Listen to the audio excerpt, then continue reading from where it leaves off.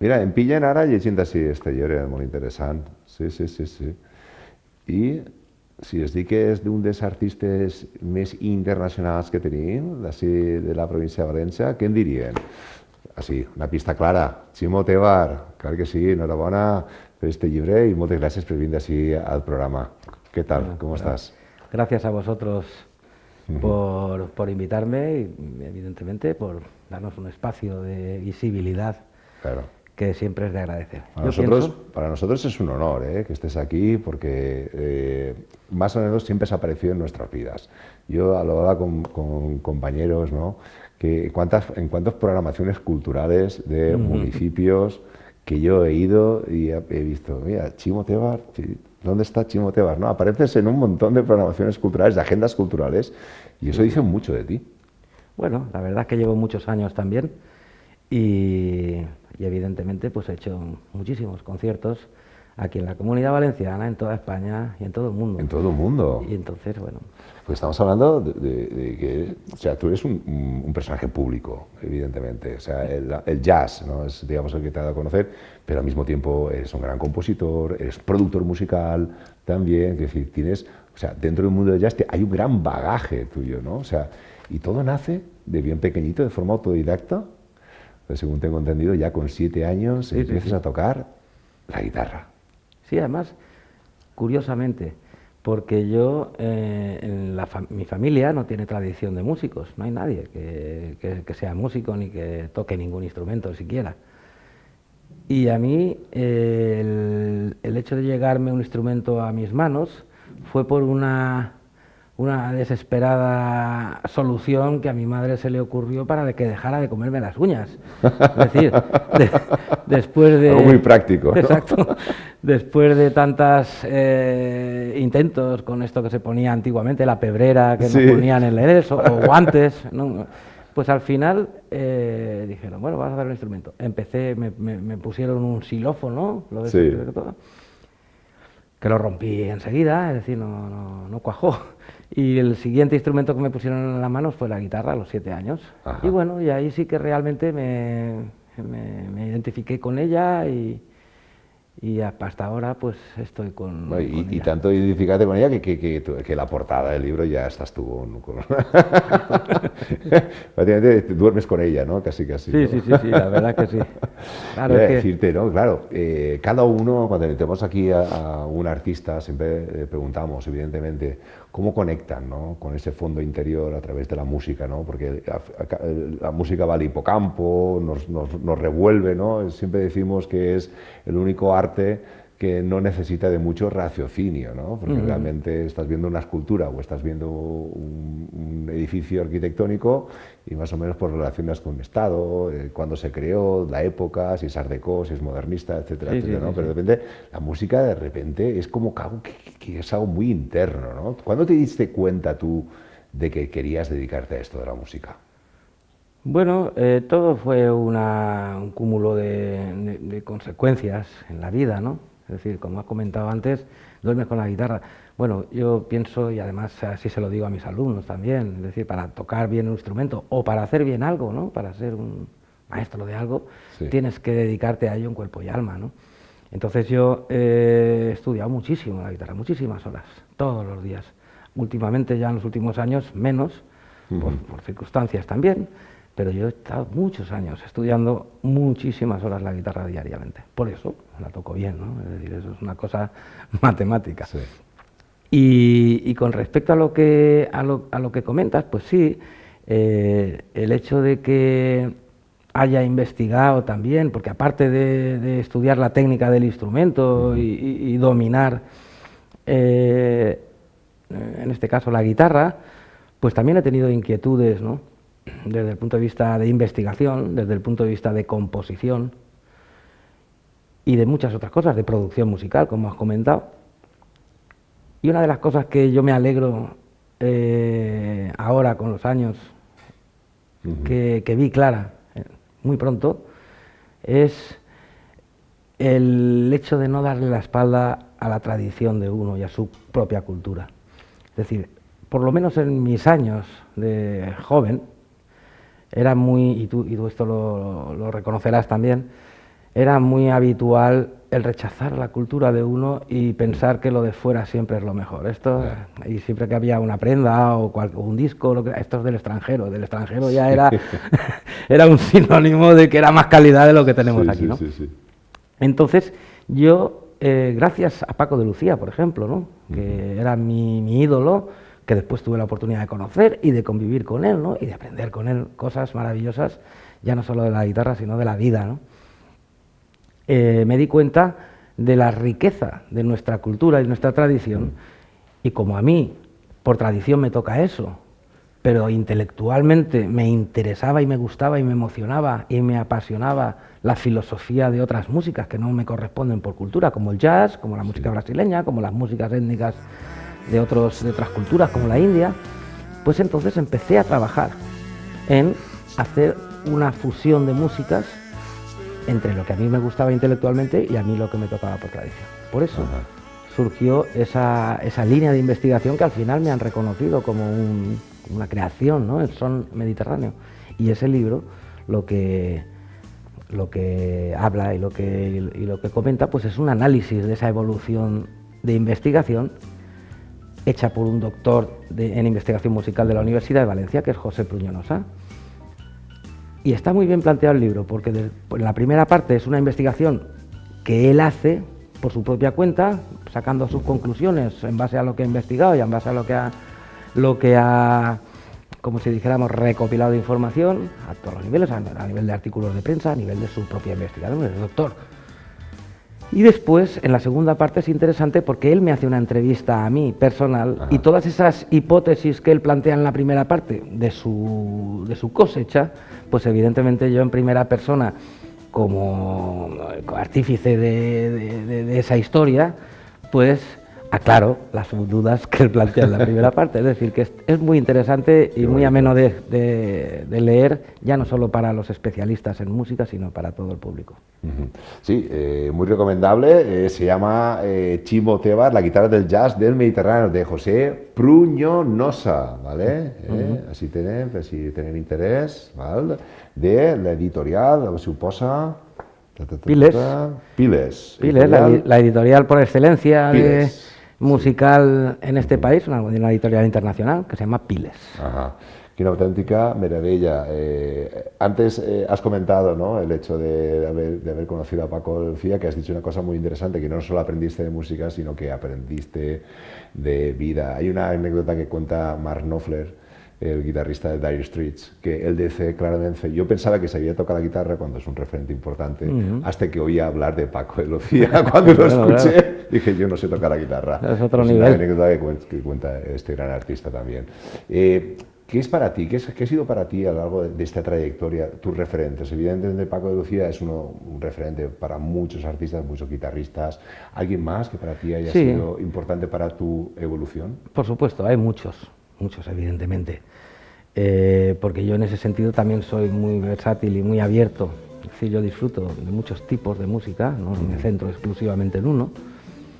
Y por otro lado, hay guitarristas, evidentemente, que han sido referencias, como Paco de Lucía, como Carlos Santana también, como ya de la onda más jazzística, Wes Montgomery o George Benson, ¿no? Es decir, que con el tiempo tuve la oportunidad de tocar con George Benson, ¿no? Es decir, pero que todo ese tipo de artistas, guitarristas que son referentes del instrumento, pero por otro lado también otros artistas, como por ejemplo Lou Bennett. Hay dos artistas en mi vida, o dos personas, ¿no?, mejor dicho, en mi vida, que han sido fundamentales en mi forma de tocar, en mi forma de pensar y en mi forma de vivir, que son Paco de Lucía en la época más joven y después Lou Bennett, que para mí es el más importante porque tuve la oportunidad, ya era adulto y además tuve la oportunidad de estar trabajando con él durante 12, 15 años hasta que falleció, y con él aprendí el lenguaje del jazz y del blues. Y gracias a él tuve también la oportunidad de viajar por todo el mundo acompañándolo, es decir, con la guitarra, y conocer además y tocar con los más grandes músicos de jazz de la historia del jazz, ¿no?, como Johnny Griffin, como Benny Golson, como Milt Jackson, conocer a Jimmy Smith, conocer a los más grandes músicos, estos que están en la enciclopedia, los creadores del estilo, no, que eran que tú también estás. Bueno, sí, pero yo estoy evidentemente en otro nivel. Estamos hablando de los Beethoven, los Mozart o los yo qué sé, Paco de Lucía del jazz, los creadores del estilo. Y yo tuve la oportunidad de convivir con estas personas y con esta gente, ya no solo en escenarios, sino en viajes, en hoteles, y eso a mí me formó mucho como persona y después como músico.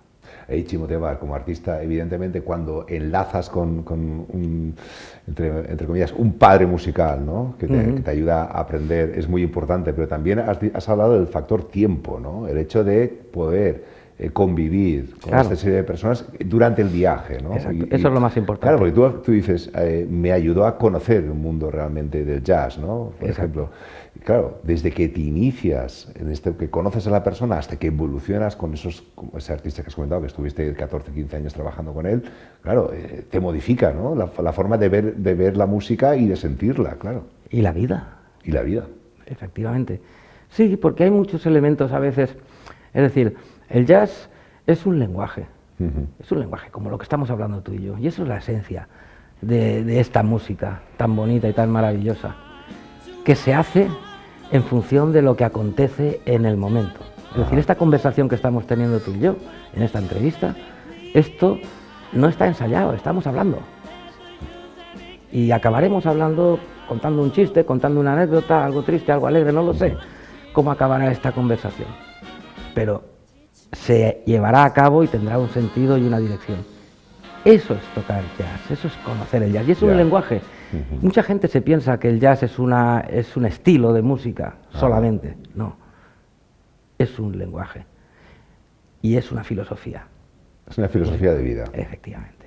Entonces, en ese sentido, yo siempre recomiendo a mis alumnos, tienes que ir a Nueva York, a Los Ángeles, a Nueva Orleans, a vivir una temporada, a conocer ese lenguaje, porque no es solamente conocer la música y las escalas correspondientes, tienes que aprender a hablarlo.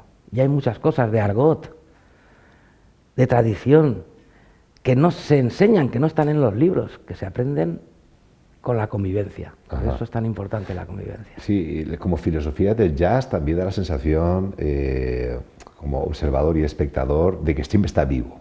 Claro. ¿No? Da la sensación de que es algo vivencial, que es algo sustancial. Por ejemplo, cuando vas a otros conciertos de estilos musicales, a veces ese concierto puede ser una reproducción de un LP que pudieras escuchar en casa, ¿no? Pero siempre da la sensación de cuando vas a un concierto de jazz de que puede variar todo, ¿no? De que hay una capacidad transformadora en el ambiente. Claro, porque estamos hablando de una música que se hace en el momento. Es decir, yo, por ejemplo, cuando hago mis conciertos, de repente hago un concierto en un teatro, que de repente lo hago en un pueblecito pequeño, que lo hago en un club de jazz, o que lo hago en muchos contextos, ¿no? Y entonces, una de las cosas que tiene el dominar y hablar con la música de jazz es que tú puedes cambiar el repertorio en función del tipo de público que tienes. Es decir, si tú vas a un concierto donde tienes un público adulto, sí. Pues en un momento dado tú enfocas ese concierto para conectar con ese público, y porque el público forma parte también del una retroalimentación. Del grupo, efectivamente. Cosa que, como bien has dicho en otras músicas, pues el artista tiene su espectáculo montado y reproduce ese espectáculo, que está muy bien también, evidentemente no lo estoy ni criticando ni menospreciando, pero el jazz tiene esa característica. En función de la atmósfera y el clima que hay en el espacio donde estás haciendo esa música, entonces la generas, ¿no? Y eso es muy bonito. Y también, Chimo, la importancia de la conexión con los compañeros. Quiero decir, tú, por ejemplo, ¿estás acostumbrado a trabajar con tu equipo? ¿Es gente que ya estás habituado a trabajar con ellos? ¿O si hay nuevas incorporaciones, hacéis unas pruebas determinadas para ver cómo enlaza con el resto del equipo? Quiero decir, me refiero, evidentemente, el jazz hay mucha improvisación, ¿no? O sea, da la sensación de que hay momentos en donde uno puede lucirse, puede expandirse, ¿no? En una pieza musical. Eso se crea en el momento, tú simplemente coges, hay una mirada y a partir de ahí una conexión para poder avanzar hacia un sitio, o está estudiado? Eso te lo he respondido hace 2 o 3 preguntas. Esta conversación que estamos teniendo tú y yo la Sí. estamos pudiendo desarrollar porque dominamos el lenguaje. Sí. Si tú me estuvieras preguntando en chino, pues yo me quedaría ahí, pues no sé, ¿me entiendes? Pero dominamos el lenguaje. Esto no está ensayado, está fluyendo, ¿vale? Correcto. Y entonces eso. Entonces un músico de jazz se va a Japón o se va a Nueva York o se va a Helsinki, se sube al escenario y toca. De la misma forma que uno va a un bar, se ve a unos amigos y empieza una conversación, pues de lo que sea, y fluye y se desarrolla y se disfruta, evidentemente. Eso es. Eso es lo más bonito. Sí. Ximo Tebar, no sé si ho saben, senyores i senyors, és un artista ja de reconegut prestigi, Premi Nacional, en este cas de jazz, 2 vegades, ¿no? O sea, ¿cómo te sientes? O sea, ¿sientes realmente que hay un reconocimiento social del público hacia ti? Sí, yo creo que sí, yo creo que, es decir, cuando eres joven pues es más complicado. Yo, esos premios que has nombrado, de Premio Nacional del Ministerio de Cultura, que lo he ganado 2 veces, es cierto, en el año 90, no me acuerdo ya, pero hace muchos años. Ahí era joven y tuve la suerte de conseguir esos premios, que a raíz de esos premios pues también me conectó mucho para empezar a trabajar, por ejemplo, con Lou Bennett. Pero sí, con los años, evidentemente, el reconocimiento, si el trabajo está bien hecho y el trabajo es constante y has de alguna forma ido presentando tus proyectos y tu evolución de una forma coherente y seria y con rigor, pues el reconocimiento llega tarde o temprano, indistintamente de los premios.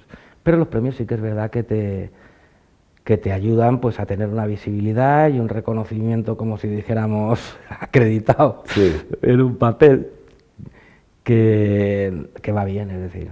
Por ejemplo, este año a mí me van a dar el día 19 de julio un premio muy importante, uno de los más importantes premios que se otorgan actualmente en el mundo del jazz, que es en el Festival de Jazz de San Javier, que es uno de los festivales más importantes del mundo ahora mismo. Y fíjate que está en un pueblecito de Murcia que se llama San Javier. Pues ahí se hace uno de los festivales más grandes y más potentes que se hacen en el planeta entero. Y ahí se otorga cada año, desde hace 25 años, un premio del Festival de San Javier. Es un premio muy prestigioso del mundo del jazz, que en años anteriores han recibido artistas como Wynton Marsalis, como George Benson, como Ron Carter, como Chick Corea, como Michel Camilo. Y este año me lo dan a mí. Eso es fantástico para mí, porque de alguna forma los premios lo que aportan al artista es, como si dijéramos, la sensación de estar en el camino, ¿no? De estar en un momento dado haciendo lo que tienes que hacer. Solamente eso, porque tampoco te reporta ni dinero, porque no conlleva premio económico. Es eso, una visibilidad en un momento dado, pero sobre todo la satisfacción y la sensación de decir, bueno, estoy haciendo bien las cosas en ese sentido, ¿no? Claro, eso es muy bonito. Vamos a ver motivador, es motivador y ilusionante de cara a seguir, claro, a seguir adelante, ¿no? Exacto. Vamos a hablar del tema creativo, ¿no? Como compositor en sí, ¿no? ¿Tienes algún mantra que tú repitas? Por ejemplo, ¿te gusta más trabajar a unas horas concretas del día? ¿Sueles encerrarte en un espacio aislado del exterior? ¿Cómo suele ser tu trabajo creativo? Mi trabajo creativo es todo el día, desde que me despierto. Bien, es cierto que mi horario de trabajo es particular, es decir, yo normalmente empiezo sobre las 11 o las 12 y hasta las 2 o las 3 o las 4 de la mañana estoy en eso. Yo estoy todo el día en eso, en unas cosas o en otras. Evidentemente paro para comer, paro para salir a tomar una cerveza, pero estoy en un espacio que es mi propia casa, que en este caso comparto con la artista que has entrevistado anteriormente, con Rebeca Plana, y entonces ahí es donde estoy, donde tengo yo mi espacio, donde tengo mi estudio, donde estudio, donde compongo, donde hago las producciones, etcétera, etcétera. Y también, evidentemente, pues los días que tengo que salir a dar las clases al Conservatorio Superior SMART, que soy profesor y coordinador del Departamento de Jazz y Música Moderna, pues evidentemente salgo, pero normalmente estoy en mi casa. Ajá. Una pregunta también que yo creo que también es muy importante, ¿no? Sobre todo para la gente que nos está observando, ¿no? Tú has dicho antes que aprendiste muchísimo de artistas como Lubenet, evidentemente, Paco de Lucía, claro. y ahora tú eres profesor. O sea, de repente el alumno es profesor, ¿no? O sea, ¿en qué cambia? Evidentemente la percepción es distinta, porque tú ahora eres el que tienes que marcar unas directrices al alumnado, ¿no? Pero claro, todo aquello que has aprendido ¿te ha servido a ti para transformarte en profesor? Por supuesto, es decir, la docencia es una de las cosas también más bonitas que hay. Sobre todo si tienes alumnos que realmente quieren aprender y tienen esa inquietud y esa pasión, ¿no? Porque también a veces hay alumnos que van a por el título y ya está, ¿no? Entonces, pero es muy bonito y mi aportación al tema de la enseñanza musical en el estilo de jazz, que es lo que yo domino y conozco, pues se basa básicamente en transmitir esas experiencias y ese conocimiento, porque estamos hablando de un grado superior. Y un grado superior, en mi opinión, ya no es para enseñar a tocar un instrumento, es para que el estudiante, el futuro artista o futuro profesor o futuro compositor, pues ya tenga su propia voz, ¿no? Entonces, en ese sentido, yo lo que hago es transmitir mi experiencia y todos esos conocimientos que he comentado antes de cosas que no están en los libros, que no se aprenden, que no son técnicas, ¿vale? Como de lenguaje, de ritmo, de argot jazzístico. Esto es lo que yo comparto en mis clases. Y me doy cuenta que los alumnos salen súper motivados de las clases por eso, ¿no? Porque descubren cosas y les explico cosas de una forma... Yo, fíjate, ahora aprovecho para comentarte, yo investigué sobre el tema del ritmo en el jazz y las claves rítmicas, que eso no existe, no hay estudios ni hay bibliografía de eso, porque es muy difícil de transmitir. Y yo me inventé un sistema. Es como el flamenco es muy difícil también, ¿cómo se dice?, transportarlo a un libro. Es una música muy, muy de raíz, ¿no?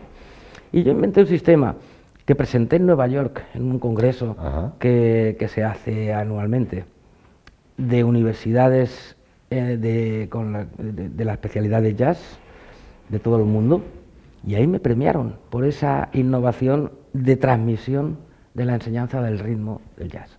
Entonces, en ese sentido, ese tipo de cosas son las que más me ilusionan de ver como los chavales. Claro. Ostras, esto, ¿por qué pensáis que un disco de John Coltrane o un disco de Chick Corea suena tan bien y funciona tan bien? Y vosotros que copiáis eso, lo tocáis y no suena tan bien como eso. Si estáis tocando lo mismo, ¿por qué será? Porque hay cosas ahí, yo siempre les digo el símil o el ejemplo de la paella. Tú una paella puedes ir a un restaurante de estos de turistas que la ves ahí presentada y es preciosa la paella, amarilla ahí con sus gambas y con sus tal. Y vas a un restaurante como Casa Roberto en Valencia finita, y la paella de aspecto es igual, más o menos, pero le metes viaje y dices, aquí no tiene nada que ver. ¿Por qué? Porque ahí hay detrás un sofrito, algo que no se está viendo. Hay pasión. No, ahí hay un sofrito, un cocinado anterior que no se ve, porque es el principio. Eso es lo que yo, de alguna forma, intento enseñar a mis alumnos, ¿no? Cómo hacer una buena paella. Una buena paella. Por cierto, nos has traído también, ¿puedes enseñar eso? ¿Es una hoja? Lo que has traído, sí. Es que es exactamente eso. ¿Lo puedes enseñar claro. Aquí la cámara, aquí, esto, ahí. ¿Qué es exactamente? Esto es un formato nuevo estamos proponiendo de venta de música y de libros. Es decir, esto es como una carta de descarga, tarjeta de descarga, download card. Y entonces lo hemos hecho porque hoy en día hacer discos, evidentemente tenemos que hacerlos y los hacemos porque estamos registrando pues de alguna forma toda la evolución y todo el aparato creativo y compositivo que cualquier músico hace, ¿no?